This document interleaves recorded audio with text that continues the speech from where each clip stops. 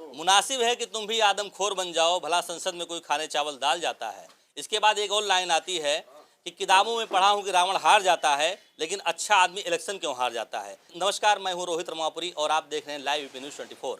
इस समय हम आजमगढ़ में अपनी चुनावी यात्रा के दौरान एक हम जो ये दो शेर मैंने पढ़े हैं, मुनव्वर राणा जो कि देश के चर्चित शायर हैं, उनकी शायरी है, लेकिन वो दोनों शायरी आज यहाँ दम तोड़ दे रही हैं, क्योंकि एक अच्छा आदमी हमारे साथ बैठा हुआ है और एक और आदमी ऐसा वो भी आदमी बैठा हुआ है जो कि ईमानदारी की मिसाल है। हम बात कर रहे हैं निजामाबाद से विधायक श्री आलम बदी जी की। हम आपसे रूबरू कराते हैं आपको। सर, जैसे कि एक शायरी है मुनव्वर राणा साहब की, किताबों में पढ़ा हूँ कि रावण हार जाता है, अच्छा आदमी इलेक्शन क्यों हार जाता है। तो उसमें क्या कहेंगे आप, क्योंकि वो शायरी आज कहीं ना कहीं दम तोड़ रही है यहाँ पे आपको देखने के बाद। जो बुरे आदमियों का रोल है भाई अच्छे आदमियों का रोल है। हाँ, वहाँ कोई फर्क नहीं है। हाँ, सब विधानसभा में विधानसभा के सदस्य हैं। हाँ, जब तक हैं सब बराबर हैं। हाँ, हाँ। आप कैसे जीत जाते हैं, इतना धन बल बाहुबल तमाम चीजें होती हैं, तो आप चुनाव कैसे जीत जाते हैं। ये तो जनता ये तो जनता वोट देती है ना, ये तो जनता बताएगी। ईमानदाराना बात यह है कि आ, जो चुनाव का सिस्टम है वो कभी मैंने अपना ही नहीं। आप से रहना, जैसे कार्यालय खोलो, पब्लिक मीटिंग करो, हैं, और भी बहुत सारी चीज़ें हैं जो मैं कहना नहीं चाहूँगा। तो जनता वोट देती है। तो मैं ये विश्वास रखता हूँ कि आपने अगर जनता के लिए कुछ ईमानदारी से किया है तो जनता देखे न देखे, ऊपर वाला तो देख रहा है। और ऊपर वाला कहता है कि तुम मेरी मर्जी के अगर जिंदगी गुजारोगे, तुम बंदों के दिलों में मैं तुमको बैठा दूंगा। तो वो बंदों के दिलों में डाल देता है कि जाओ इसको वोट दे दो। मेरा मानना ये, मैं वोट तो मांगता नहीं, लेकिन वो वोट दे देते हैं। तो ऊपर वाले की ताकत है ना, वो अपने बंदों के दिलों में कब क्या डाल दे कि बड़े बड़े फातेह को लोगों ने उड़ा दिया है। देश के वासियों के दिलों में क्या डाल दिया कि अंग्रेज को यहाँ से भगा दिया। तो ये ऊपर वाले की ताकत, ऐसा करते रहते। लेकिन ये जरूर है कि ये देश बड़ा प्राचीन देश है, अपनी बड़ी प्राचीन तहजीब भी रखती है। राजनीति का अलिफ-बे अगर आप वाल्मीकि को पढ़ो तो वाल्मीकि ने उस समय का विवरण,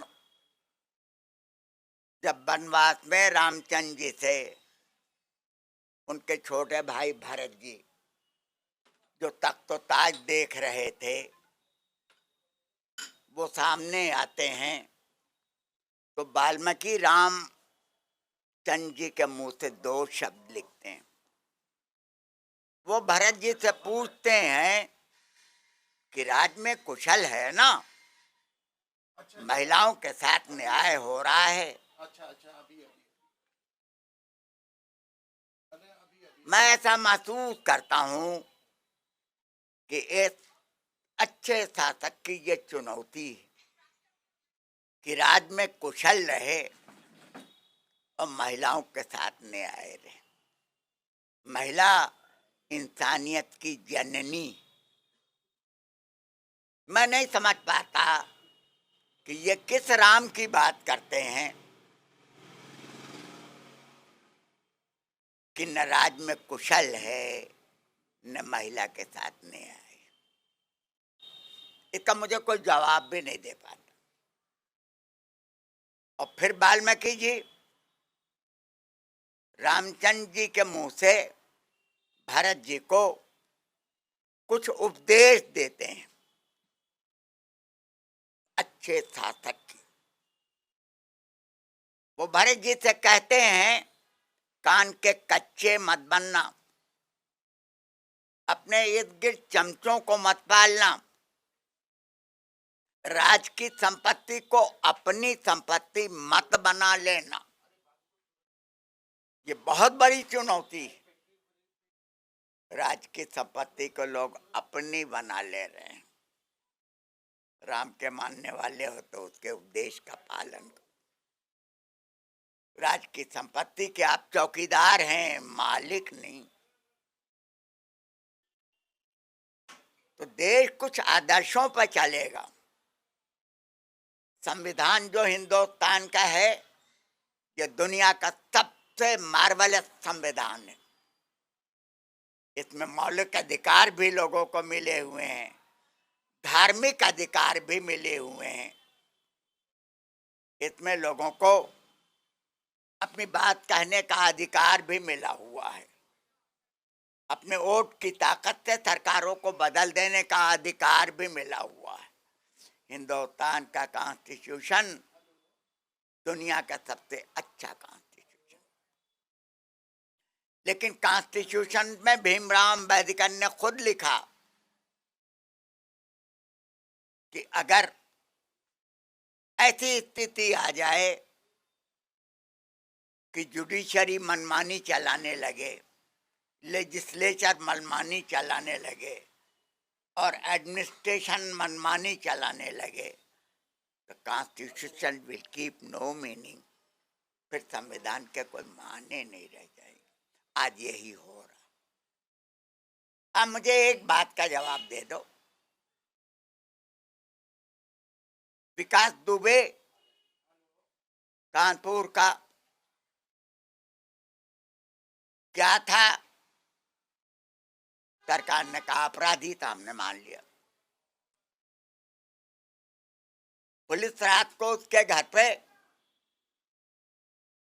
11 बजे रेड करती है और पुलिस के जरिए उसे खबर भी मिल गई। तो पुलिस को गई थी इनकाउंटर करने, उसने कर दिया। लेकिन आप ईमानदारी से बता दो, विकास दुबे जो रहा होगा, उसके परिवार ने क्या किया? उसके घर की महिलाओं को उसमें क्या कसूर था? पूरे घर को बर्बाद कर दिया। क्यों? ये कहाँ का राज? क्या हिंदुस्तान का कॉन्स्टिट्यूशन इसकी इजाजत देता है? हिंदुस्तान का अन्नदाता किसान साल भर तक इनके एक्ट के खिलाफ धरने पर था, अपनी एक मांग लेकर था, संवैधानिक था, हैं? हजारों आदमी मर गए धरने पे, इनके कान में ज्यों नहीं रही। जब इलेक्शन करीब आया तो महसूस हुआ कि ये भाई हम क्यों ना पलट दें, तब इन्होंने एक्ट वापस लिया। और लखीमपुर खीरी में तो मंत्री जी के बेटे ने गाड़ियां चढ़ा दिया धरने पे। ये सब सरकार पर बैठे लोगों ने किया। राम के आदर्शों पे अगर ये चलने वाले लोग हैं तो ये सब क्यों कर रहे हैं? ये जुल्म है, अत्याचार है, हिंदुस्तान के संविधान से हटा हुआ काम है। आदित्यनाथ जी जिसकी जमीन कोठी चाह रहे हैं, बुलडोजर से गिरा दे रहे हैं। आप मुकदमा कायम करिए, कोर्ट को दीजिए, कोर्ट फैसला करेगा। आप फैसला कैसे कर रहे हैं? हाउ? ये गवर्नमेंट को पावर किसने दिया कि मेरे मकान को आप बुलडोजर से गिरा देंगे? आप मुझे बताओ, क्या कॉन्स्टिट्यूशन में है ये? कॉन्स्टिट्यूशन कहता आप मुकदमा कायम करो, कोर्ट को दे दो, कोर्ट फैसला करेगा, जो फैसला करेगा करेगा। अगर आप कॉन्स्टिट्यूशन की धज्जियां उड़ा रहे हैं तो आप देश विद्रोही हैं। और देश विद्रोही अच्छा शासक नहीं बन सकता। आपने जनता के वोट से आप ताकत में आए हैं और जनता को अगर आपसे तकलीफ है तो आप अपना इलाज करिए, आप जनता के हित के बनिए। ये विशाल देश कैलाश से कन्याकुमारी तक, कामरूप से गुजरात तक फैला हुआ ये देश अपनी एक इतिहास रखता है। बड़े अच्छे लोग यहाँ रहते हैं और अच्छे लोगों के साथ अगर शासक वर्ग का रवैया अच्छा नहीं है, ये दुर्भाग्य। आज आप सत्ता में आ गए हैं, जनता को कॉन्स्टिट्यूशन ने पावर दे रखा है कि इलेक्शन में आपको पलट दे। जनता अपने पावर का इस्तेमाल करेगी। आपने देखा इंदिरा गांधी जैसी मजबूत लीडर, पंडित जवाहरलाल नेहरू की बेटी, उनको भी तख्ताज से दूर होना पड़ा था।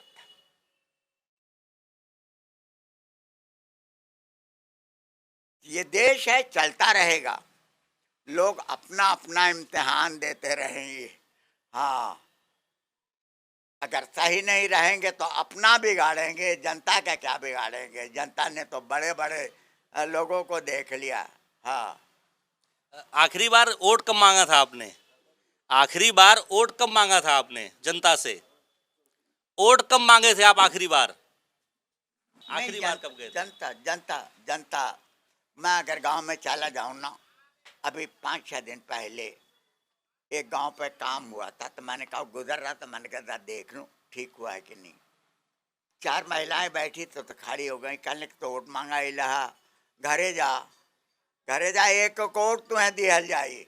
हाँ, और तुम्हें जो वोट ना दे ते गद्दार है। हाँ, तू जा घरे। हाँ, तो आपकी दुआ से जरूरत नहीं पड़ी। अच्छा, कितना खर्चा लगता है आपका चुनाव में? कितने खर्चे में जीत जाते हैं चुनाव आप?